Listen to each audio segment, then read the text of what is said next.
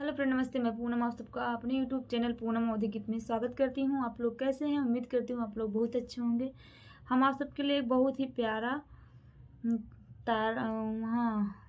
तलवा दुआरे जाते समय का गीत सुनाने जा रहे हैं। आप लोग को कैसा लगेगा कमेंट करके ज़रूर बताइएगा। और आप सब लोग इस समय हमारा सपोर्ट करना बंद कर दिए हैं। प्लीज़ आप लोग से रिक्वेस्ट है कि आप हमारी वीडियो को ज़्यादा से ज़्यादा देखिएगा और शेयर कीजिएगा दोस्तों। आइए गीत को सुनाते हैं। कि नाउ न लिए जाई मोरी शुभ कई डेलरिया, नाउ न लिए जाई मोरी शुभ कई डेलरिया।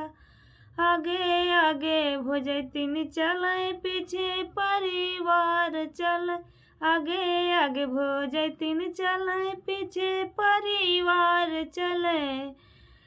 कि नाउ न लिए जाई मोरी शुभ कई डेलरिया, नाउ न लिए जाई मोरी शुभ कई डेलरिया।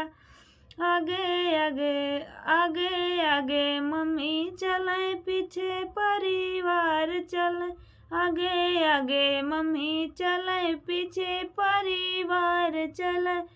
कि नाउ न लिए जाई मोरी शुभ कई डेलरिया, नाउ न लिए जाई मोरी शुभ कई डेलरिया। आगे आगे चाची चले पीछे परिवार चले, आगे आगे चाची चले पीछे परिवार चले।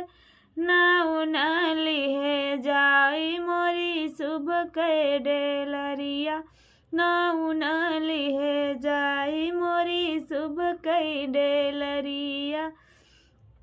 आगे आगे बुआ चले पीछे परिवार चले, आगे आगे बुआ चले पीछे परिवार चले।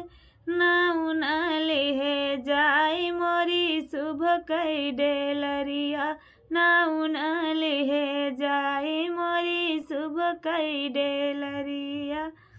आप सबका गीत कैसे लगा कमेंट करके ज़रूर बताओ। जय हिंद।